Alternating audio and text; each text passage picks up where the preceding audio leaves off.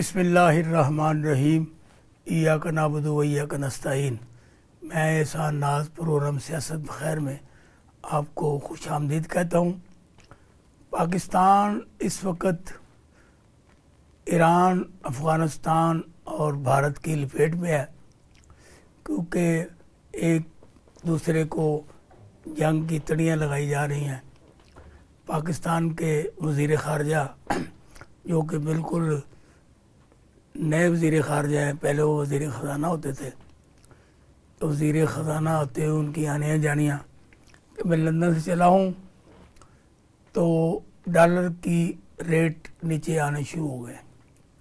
लेकिन जब वो पाकिस्तान आए तो डॉलर के कीमत 317 हो गई। अब इसी तरह जब से वो आए हैं, पाकिस्तान ने अफ़गानिस्तान पे भी हमला किया है, ईरान पे भी हमला किया है। ये ठीक बात है कि उनकी तरफ से दहशतगर्दी हो रही है, लेकिन मुसलमान ममालिक में एक दूसरे का हया और तक़द्दुस ये होता है, अगर तो हुकूमत इन्वॉल्व है यू कैन डू इट। अगर कोई शर्पसंद अनासर इन्वॉल्व हैं तो आप उनको इतला दें कि ये लोग हमें ख़राब कर रहे हैं, तो आप इनका कला कुमा करें। अगर नहीं करेंगे तो हम खुद देख लें। लेकिन भाई यहाँ तो बम गिरा दिए गए और दावा ये किया कि हमने तालिबान को मारा है, इधर किया दिया गया ये और एजेंटों को मारा है। लेकिन बात तो ये है कि दो ऐसे हमसाए जो मुसलमान भी हैं और करीबी भी हैं और एक दूसरे का दम भरने वाले हैं। तो भारत तो पहले ही था, अब तीनों तरफ हमारे दुश्मन ने घेरे डाल रखे हैं और ये सारी साजिश बुनी जा रही है ऐसे एक मीठे दुश्मन की तरफ से, जो कि सबका दोस्त है, सबको अच्छा जानता है, लेकिन दरमियान में जड़ें काटता है। जैसे इसराइल में जंगबंदी के लिए कोई लाइन इख्तियार नहीं करता, लेकिन कहता है ये ऐसे करें कि वक्फा डाल लें, कुछ दिनों के लिए जंग बंद कर लें। वो भाई जंग बंद कराओ, वहाँ लोगों की बच्चे मर रहे हैं, नौजवान मर रहे हैं, बूढ़े मर रहे हैं, लेकिन कोई नहीं। इधर पाकिस्तान के वज़ीर आज़म मियाँ शहबाज शरीफ ये कह रहे हैं कि भाई मिलकर काम करते हैं, हुकूमत को आगे बढ़ाओ ताकि मईशत मुस्तहकम हो। लेकिन उस तरफ दूसरी तरफ से अताउल्लाह तारड़ साहब अभी फरमा रहे थे अभी कि अली अमीन गंडापुर को ये ज़बान इस्तेमाल नहीं करनी चाहिए। अगर वो आते हैं वज़ीर आज़म से मिलने तो उनका बेस और होता है, मिलकर जब चले जाते हैं आवाम में तो उनका बेस और होता है। तो भाई आप बताएं आपका बेस कौन सा है? आप भी तो ऐसे ही है ना कि जब आपको काम हो तो आप ठोडी को हाथ लगा के मिन्नतें करते हैं और जब काम निकल जाए आप गले पड़ जाते हैं। ये पीपल पार्टी की भी यही कहती है, बाकी सियासी पार्टी भी यही कहती है। अब साबिक़ वज़ीर आज़म मियां मोहम्मद नवाज शरीफ साहब जो कि लाहौर के हल्का 130 से हरे हुए हैं, वो पता नहीं क्या करके अब चाह रहे वहाँ पे मैं जीता ही रहूँ, मैं हारूँ ना। लेकिन ये दीवार पे लिखा जा चुका है कि मियां मोहम्मद नवाज शरीफ साहब आप अपनी बेटी के ससुराल में भी हारे हो और तुम लाहौर में अपने ससुराल में भी हारे हो। इसको रोज़े रोशन की तरह हर जगह लिखा जा चुका है। बाकी रही बात ये जो नई हुकूमत है और इसमें जितने भी मसाइल हैं उसमें कोई शक नहीं है। अब गैस की कीमतें पहले ही आसमान को बातें कर रही थी, अब 200% और बढ़ाने की समरी इस वक्त डिस्कस हो रही जब मैं ये बात कर रहा हूँ। तो जब भी ये कहते हैं बढ़ जाती है, आवाम से को पूछता है ना, वोटों की ताकत से किसी दिन से फैसला किया जाता है और ना ये पूछा जाता है कि आपकी गैस की कीमत बढ़ा दी जाए, बिजली की कीमत बढ़ा दी जाए, पेट्रोल की, जब चाहते हैं बम चलाते थे। तो ऐसे मामलात में पाकिस्तान तहरीक इंसाफ जो कि चारों सूबों की आज़ाद कश्मीर और गिलगित-बल्तिस्तान की जंजीर है, उसमें मरकज़ में भी और सूबा पंजाब में भी तोड़ फोड़ जारी है और उसमें उन्होंने फारवर्ड ब्लॉक बनाने के लिए ज़ाहिर किया है कि फारवर्ड ब्लॉक बन चुके हैं। तो जब मैं ये आपके सामने ये गुफ्तगू कर रहा हूँ तो मुमकिन है कि किसी जगह पे बैठकर मरीम नवाज साहबा या वज़ीर इत्तलात साहबा प्रेस कॉन्फ्रेंस कर रही हूँ कि इतने लोगों ने हमारे साथ हामी भर ली है। तो ये वो हालात हैं कि आप कहते हैं भी प्यार से काम किया जाए, जब उनमें आप तोड़ फोड़ करेंगे, आप फॉरवर्ड ब्लॉग बनाएंगे तो वो फिर कोई दूध के धुले तो नहीं है, वो भी आपके साथ ऐसे ही करेंगे। तो ऐसे हालात में इमरान खान जो कि जेल में पाबंद सलासर हैं और उनकी 2 4 6 केसेस में ज़मानतें भी हो गई हैं, मुकदमात भी कैंसिल हो गए, लेकिन भाई यहाँ तो केस 200 से ज़्यादा केस हैं, 200 से ज़्यादा केस, इसके लिए भी कई साल चाहिए। तो अब कुछ जो पीटीआई के लोग हैं वो कहते हैं इमरान खान साहब आ रहे हैं। मैं उनसे पूछता हूँ कि कैसे आ रहे हैं।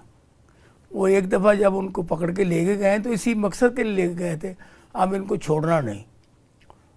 अब अपने जो चेयरमैन है पाकिस्तान तहरीक-ए-इंसाफ के वो कुछ और कह रहे हैं, शेर अब्दुल मरवत कुछ और कह रहे हैं और लतीफ़ खोसा साहब कुछ और कह रहे हैं, क्योंकि क़यादत पाबंद सलासल है। क़यादत अगर बाहर हो तो सबका बयानिया एक बात हो और उस पर ये फप्ती उठाते हैं। अब जब बात की जाती है कि इन हल्कों को खोल दिया जाए तो ये मजाक उड़ाते हैं कि इलेक्शन ट्रिब्यूनल में जाएं। अब इलेक्शन कमीशन ने भी, उन्होंने तो पहले टसा है और उन्हीं के बाद वापस जाने की बात करते हैं। इन तमाम मौज़ूआत पर बात करने के लिए हमने दावत दी है जनाब मुकीम अहमद खान साहब को, जो कि लंदन में हमारे साथ मौजूद हैं। तो मैं उनको अपने प्रोग्राम का खुशामदीद कहता हूँ। जमीयत उलमा इस्लाम के जनाब हाफ़िज़ हुसैन अहमद साहब कोयटा से हमारे साथ मौजूद हैं। मैं आप सब आपको भी खुशामदीद कहता हूँ और स्टूडियो में तहरीक-ए-इंसाफ की मरकज़ी रहनुमा मोहतरमा ज़ेबा नाज़ साहबा तशरीफ़ फरमाएँ, मैं आपको भी खुशामदीद कहता हूँ।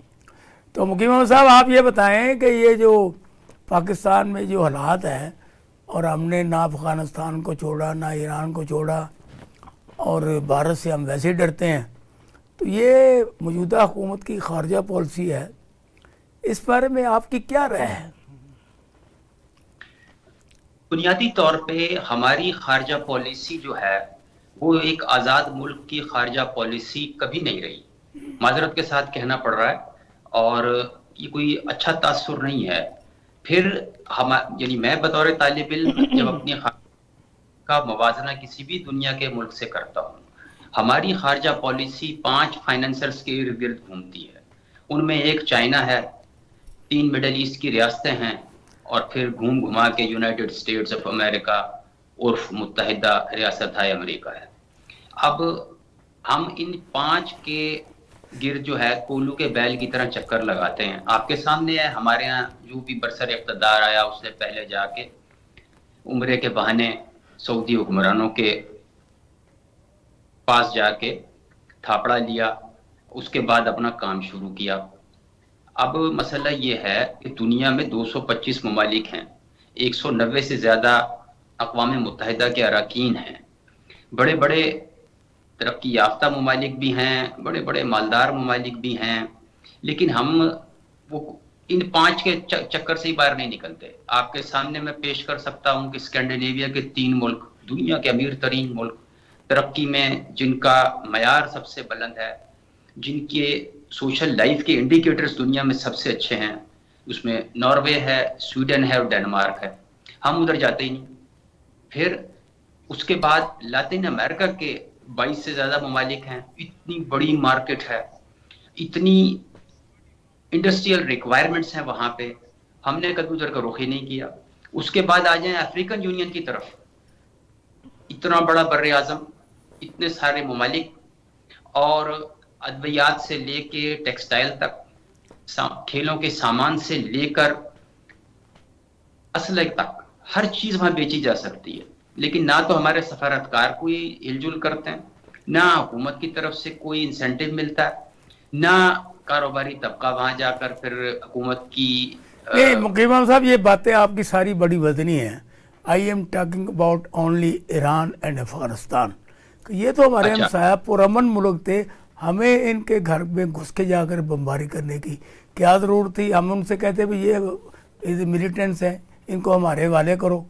अगर को बात करते, अगर वो ना होते तो फिर ये सारे मामला तो होते।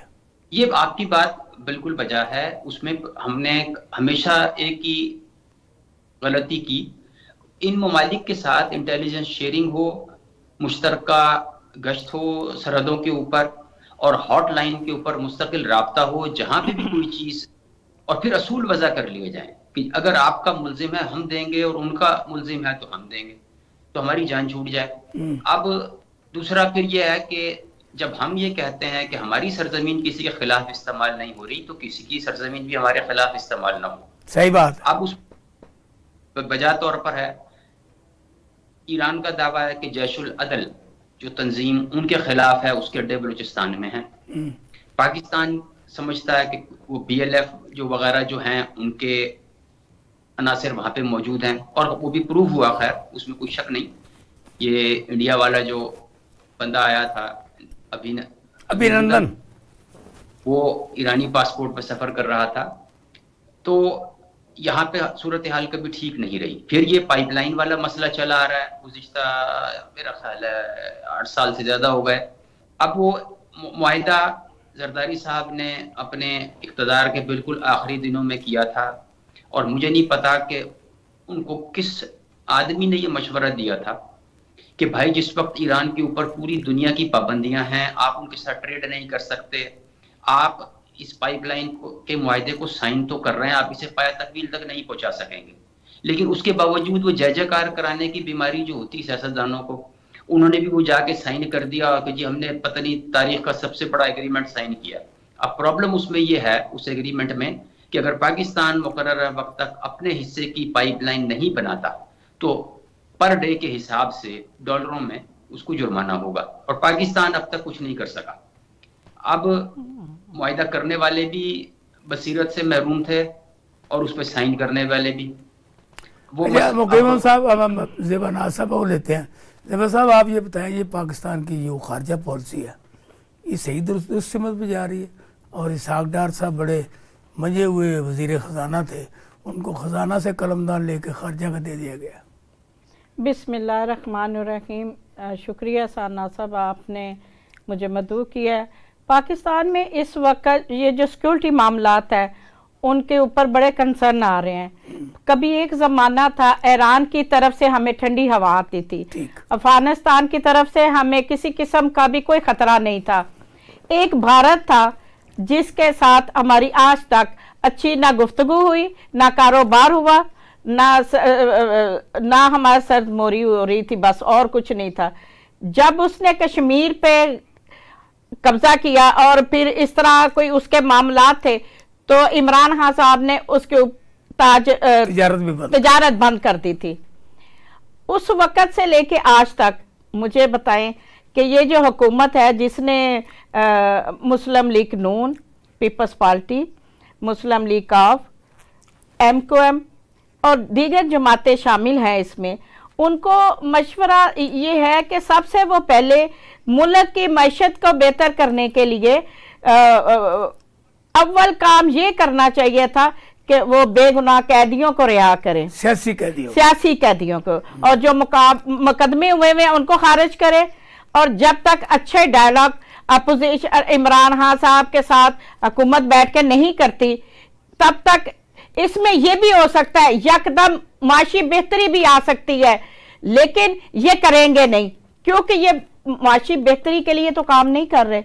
वो तो पाकिस्तान को उस नीच पे लाना चाह रहे हैं जहां पाकिस्तान हर तरीके से फंस जाए, फिर वो कहे कि नवाज शरीफ लाओ, पाकिस्तान को नवाज शरीफ दो, और फिर वो गिद्दड़ बबकियां मारें और फिर निकल जाएं आसान तरीके देख के। मैं ये इनको कहना चाहती हूँ कि आप आसान रास्ते निकाल के, एक सलूशन वाला रास्ता निकाल के आराम से बैठ के बात करें। अभी गंडापुर की बात जो हो रही थी वो कि जी वो इधर आके और बोलते हैं, उन्होंने अपनी आवाम को मुंह दिखाना होता है। वो तो लोगों को इधर आके बात करते हैं तो वो जाके लोगों को ही बताते हैं कि हम होके आए हैं, हमारी बात हो रही है, पाकिस्तान के लिए हम अच्छा कोई सलूशन निकाल रहे हैं। लेकिन मैं ये समझती हूँ कि जब तक इन्होंने जैसे पहले भी ऐसे किया और अभी भी ऐसे कर रहे हैं, और बाद में ये कहते हैं कि हम कोई ऐसी बात नहीं करते जिस तरह से वावला हो। हालांकि शैतानी का हर काम ये जाने नहीं देते नून लीग वाले और पीपल्स पार्टी वाले। जब कोई बात होती है तो हर बात का इशू लेके तो मीडिया में आके ये बोलते हैं। हम उस बात पे तो कुछ नहीं कहते। हमारे तो टीवी प्रोग्रामों पे ये मुख्तलिफ बातें हो रही होती हैं तो ये आवाजें भी बंद कर देते हैं कि इस बंदे की आवाज ना सुनाई दे आवाम को। अब और कितना गला घोटेंगे ये। और फिर ये कहते हैं, हम कहते हैं टेबल टॉक करें बैठ के, हम कहते हैं कि बैठ के बात करें, लेकिन अंदर से ये सबकी टांगे खींचते हैं। तो ये दानिशमंदी तो नहीं है ना खान साहब। मेरी गुजारिश ये है, जब मुल्क की सियासत जो है ना जी इस तरह की होगी तो मीशत कैसे बेहतर हो सकती है? बिल्कुल नहीं, मीशत बेहतर होगी। अपना पैसा ये लेके नहीं आए बिल्कुल, और लोगों को कहते ही पैसे लाओ। ये कैसे, ये बताएं, ये इनको पैसा अपना लाना चाहिए पाकिस्तान का। पाकिस्तान के जो मौजूदा हुक्मरान है, मैशत की बात करते हैं आप, मुझे बताएं इन्होंने बहुत बातें की, 2 हफ्ते हो गए इनको बातें करते हुए। कारनामा क्या अंजाम दिया, या ये कह सके। यहाँ छोटी सी ब्रेक के बाद वापस आते हैं।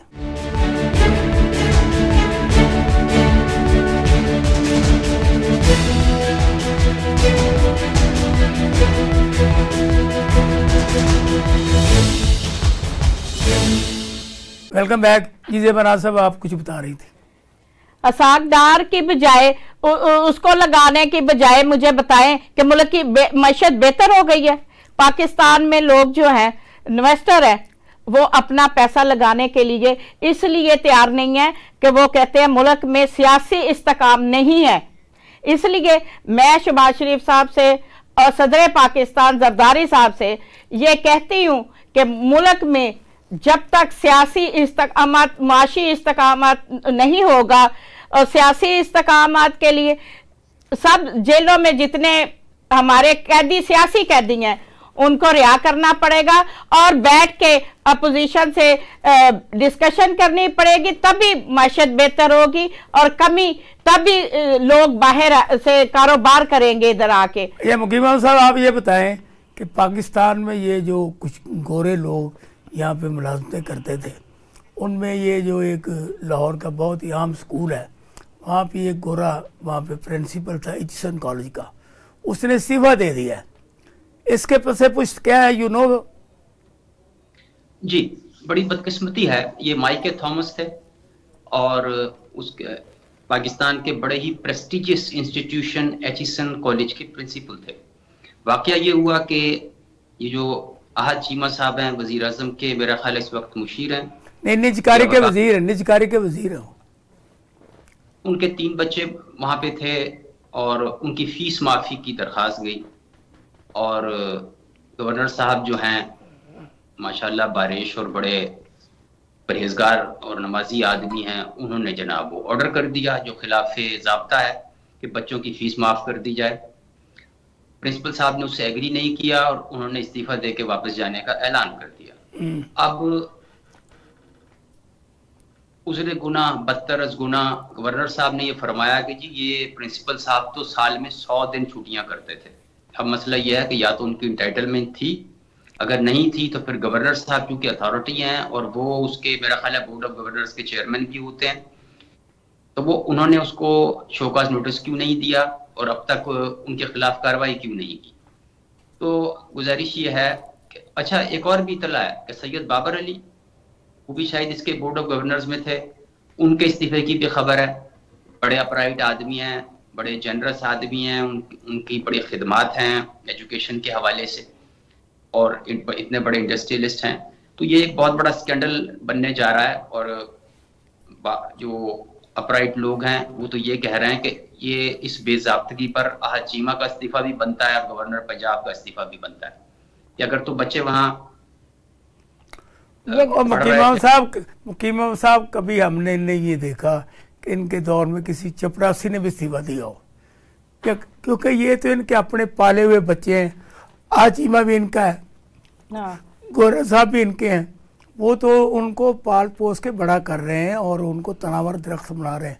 अब मुझे आहद चीमा की जितनी भी ये मामला हैं आपके सामने हैं और ये बलीगुर रहमान साहब भी आपके सामने हैं और आजकल एक और तफोड़ा जो है ना, जो वफाकी वज़ीर इत्तलात है तरड़, अता मोहम्मद तरड़ साहब, वो कहते हैं कि अपोजिशन को हमारे साथ बैठ के बात करनी चाहिए, लेकिन दूसरी तरफ वो कहते हैं कि जब गंडापुर आके मिलता है ना वज़ीर आज़म शहबाज शरीफ को, तो उनकी मिन्नतें करता है, उनसे बातें मानता है, अपनी मनवाता है अपने सूबे के लिए, तो बाहर जाके वो अकड़ता है। तो मुझे ये बताएं कि एक सूबा खैबर पख्तूनख्वा वज़ीर आला है, वो अकॉर्डिंग टू द रूल अपने लिए मिलता आके, तो जब ऐसी बातें होगी तो संजीदगी कहाँ से आएगी? देखिए, दोनों जानिब से जो रवैया अपनाया जा रहा है वो सियासी है, पॉइंट स्कोरिंग है और विक्टिम कार्ड खेलने के मुतरादिफ है मेरे हिसाब में। अब यह है कि अगर एक सूबे का वजीर आला विफाक के साथ ताल्लुकात बेहतर नहीं बनाता तो हुकूमत चलना तो दूर की बात है, वो तो 3 दिन सरवाइव नहीं कर सकेगी हुकूमत। उसकी ये है केपीके की जो इस वक्त की ताज़ा सूरत हाल है, उसका बजट खसारे में है। 700 अरब रुपए का तो खसारा है बजट में, 1100 अरब रुपए से ज्यादा जो है वो विफाक ने उसका देना है, जबकि उसके जो रेवेन्यूज की पोजीशन ये है कि 90% रेवेन्यू जो है उसका इकट्ठा होता है वो विफाक की जानिब से अदायगी की सूरत में होता है, जबकि वो सिर्फ 10% अपने बजट का टैक्सेस वगैरह से या वो जो कलेक्शन करते हैं अपने सूबे से उससे होता है। तो केपीके की तो सूरत हाल जो है वो बहुत ख़राब है फाइनेंशियली, वो विफाकी हुकूमत की मदद के बगैर आगे नहीं बढ़ सकेंगे। फिर सूबे जो है वो ना तो बाहर से इमदाद कोई बड़ी लंबी चौड़ी ले सकते हैं, ना वो बाहर जाके कोई कासाए गदाई फैला सकते हैं। अब प्रॉब्लम ये हो गई है कि ये सियासत की नज़र हो जाएगा सारा मसला, और इसका नुकसान जो है केपीके के बासियों को होगा। अच्छा मुकीम साहब, आप ये बताएं कि ये हमारे हुक्मरान कह रहे हैं कि बैरूनी सरमायाकारी है, ओवरसीज़ पाकिस्तानी वो पाकिस्तान सरमाया है, लेकिन क्या नवाज शरीफ, शहबाज शरीफ, हमजा शहबाज, मरीम नवाज, हसन हुसैन ये सारा अपना जो सरमाया है पाकिस्तान ले आए? देखिए जी, ये बदकिस्मती है हमारी और हमेशा से इसी तरह होता आया है। अगर आप फिगर उठा लें पिछले साल की दुबई की, तो पाकिस्तानियों ने कोई 10 अरब से ज्यादा की जायदाद खरीदी है वहां पे सिर्फ पिछले साल में। तो अब प्रॉब्लम ये है कि जो होलसेल मार्केट के दुकानदार हैं ना, उन तक नहीं, ये दुबई में तो सबसे ज्यादा जायदाद जो है ना वो इसाक डार की और आसू जरदारी की है सर। वो बचा हुआ कोई भी नहीं है, इसमें हर आदमी ने हिस्सा बकदर जुस्सा बाहर इन्वेस्टमेंट भी की हुई है, प्रॉपर्टीज भी ली हुई हैं। इसीलिए तो हमारी इकोनॉमी का बुरा हाल है कि आप जजिस को देख लें, आप दूसरे इदारे के सरबराहान को देख लें, आप कारोबारी तबके को देख लें, रिटायर्ड ब्यूरोक्रेट्स को देख लें, कोई तबका ऐसा नहीं है कि जिसने इस बहती गंगा में हाथ ना धोए हों, इस धरती माँ के साथ गद्दारी ना की हो और उठा के सरमायाकारी और प्रॉपर्टी जो है वो बाहर बनाई हो। अब इसमें सारे ही, इस इमाम में सारे ही नंगे हैं, कोई नहीं बचा हुआ। तो वापस लाने वाली तो बात बड़ी दूर की बात है कि ये खाली सरमाए का फ्लो ही रोक लें हम तो बहुत बड़ी बात हो जाएगी। ज़बरा साहब, आप ये बताएं, अभी अली अमीन गंडापुर साहब पे मुकदमात कायम किए गए हैं, तो क्या वज़ीर आला सराज जो है वो इनके खिलाफ कोई मुकदमात बना सकते हैं, जबकि पहले से यासिर जरदारी, शहबाज शरीफ, नवाज शरीफ पर डेरा इस्माइल खान के मुकदमात कायम है, वो उसमें इनको गिरफ्तार कर सकते हैं? देखिए, करने को तो सब कुछ हो सकता है, लेकिन वो अमन ईमान की सियासत कर रहे हैं। वो कहते हैं हमें अमन पैदा करना चाहिए, हमें आवाम को पुरसकून करना चाहिए, हमें आवाम को रिलीफ देना चाहिए। हम भी वही काम शुरू कर देंगे तो इनमें और हम में फ़र्क क्या रह जाएगा? इन्होंने तो पकड़ दकड़ की सियासत की हुई है, अभी तक बात नहीं आते। फॉरवर्ड ब्लॉग आप में बना रहे हैं, कौमी से वो बना रहे हैं ना, वो क्योंकि गुंडा राज, वो तो गुंडा राज बरकरार कर रहे हैं ना, वो तो बात नहीं आ रहे। हालांकि चोरी मैंडेट किया, हर चीज गलत बयानी से आ भी गए हैं, लेकिन उसके बावजूद उन्होंने सबक नहीं सीखा। वो उल्टा गुंडा राज करना चाह रहे हैं पाकिस्तान में नाफज। ये बिल्कुल नहीं होगा। हम चाहते हैं कि हम पाकिस्तान को सुकून, अमन और रोजगार फराहम करें, लेकिन इनके दिलों में कोई ऐसी चीज नहीं है। पॉसिबल कि आप मरकज जो है वो अमीन गंडापुर में मुकदमात बनाए और अमीन गंडापुर के पास डेरा इस्माइल खान में 3 लोगों के खिलाफ मुकदमात हों, शहबाज शरीफ, अपने नवाज शरीफ और आसिफ जरदारी के, और वो वारंट जारी ना करे, तो ये सिलसिला कैसा लगता है आपको? देखिए, इसमें वो यानी जाती अदावत वाली इन्वॉल्वमेंट नहीं होनी चाहिए। अगर किसी के खिलाफ मुकदमा है तो कानून अपना रास्ता ले, ये कोई तरीका नहीं है। थ्रेट करने वाली बात गलत है और ये एक्सेप्टेबल नहीं है कि अब वो ये कह रहे हैं कि हम गंडापुर को गिरफ्तार करेंगे, क्योंकि आजाद कश्मीर में इलेक्शन कमीशन की तौहीन का मुकदमा उनके खिलाफ है। तकरीबन वहां पे फर्द जुर्म किसी वक्त भी आयद हो जाएगी। तो अब ये टेट फॉर टैट का खेल है कि दोनों एक दूसरे को, जिसे पंजाबी में हमारे यहाँ कहते हैं ना, वो यरकाने की कोशिश कर रहे हैं। हाँ, बिल्कुल ऐसे ही है। अच्छा, आप की दरिस में हुकूमत को अपोजिशन के साथ क्या सलूक करना चाहिए ताकि कोई पाकिस्तान में बेहतरी आए, और शरीफों को अपना सरमाया वापस लाना चाहिए कि नहीं लाना चाहिए?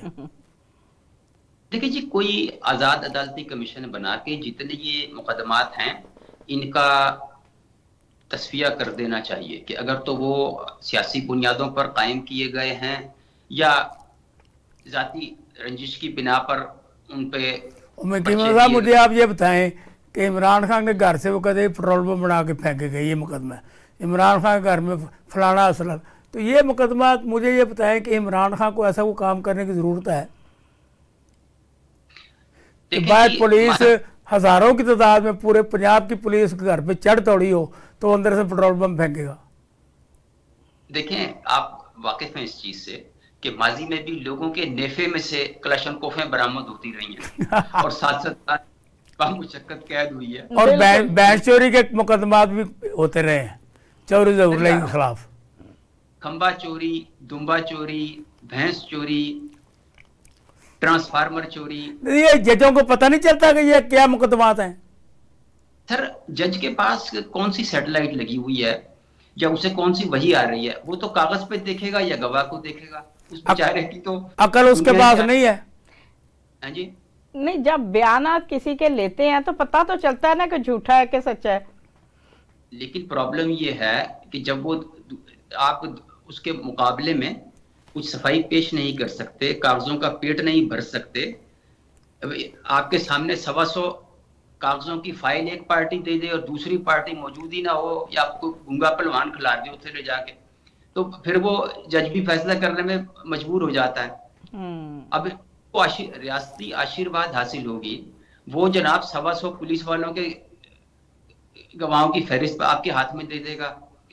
27-28 ब्यूरोक्रेट्स की लाइन खड़ी हो जाएगी आके, जैसे साइफर केस में 28 आदमी आके सुबह शाम उन्होंने गवाहियां दी, रात के 12 साहब मुझे ये बताएं कि ये रमजान मुबारक है, इसमें आप कंपेरिजन करें लंदन में महंगाई का और पाकिस्तान की, क्या वहाँ भी इसी तरह कोई महंगाई अरूज पर चली जाती है जब भी उनका कोई त्यौहार आता है, या वहाँ पे और यहाँ फर्क है? देखिए जी, ये मतलब खौफ खुदा वाला महीना होता है, दुनिया जन्नत कमाती है और हम जो है लोगों की खाल खींचना शुरू कर देते हैं। ये काम हमारे यहाँ ही है। बाकी तो क्रिसमस आती है, स्पेशल ऑफर्स होती हैं, कंपनियां जो हैं आपको रियायत देंगी, वो कोशिश करते हैं हमारी प्रोडक्ट ज्यादा से ज्यादा बिके। हमारे यहाँ कोशिश ये होती है कि जो ग्राहक जिंदा दुकान में दाखिल हो गया है वो जिंदा वापस न जाए। अब इस अप्रोच के साथ कारोबार तो कोई नहीं होता माँ सिवाय बदुआएं इकट्ठी करने के। अच्छा साहब, कि पाकिस्तान के चारों सूबे और मरकज़ मिला जुला के कोई 1.5-2 खरब रुपए की इमदाद तकसीम करता है इस महीने में, तो मुझे ये बताएं कभी आपको किसी जगह नज़र आई है कि 2 खरब तकसीम हो गया?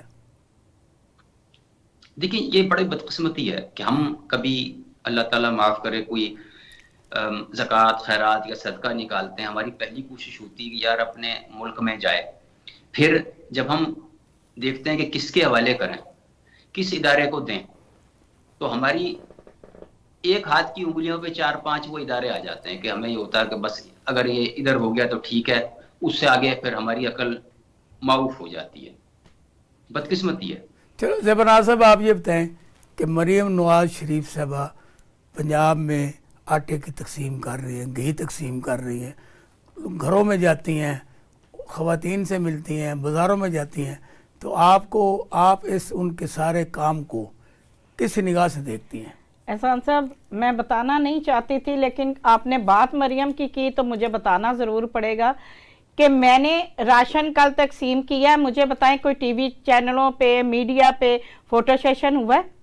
कभी किसी ने कोई खबर चलाई है मैंने एक बॉक्स 5000 का एक बॉक्सा बनवाया, उसमें दालें डाली, घी डाला, चाय पत्ती डाली, सेवियां डाली, आटे का एक 10 किलो का थैला लहदा से डाला, एक बजट वो बनाया जो हर छोटे से छोटे घर में घर का चूल्हा फौरी जला सके और दाल रोटी पका के वो खा सके।